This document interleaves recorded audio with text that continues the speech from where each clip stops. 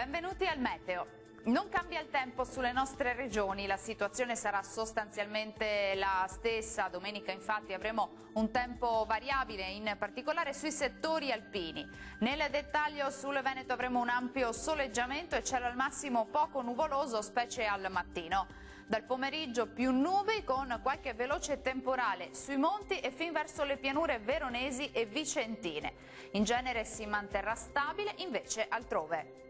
Temperature sempre invariate con minime tra 14 e 20 gradi, massime oscillanti invece tra 27 e 28 gradi.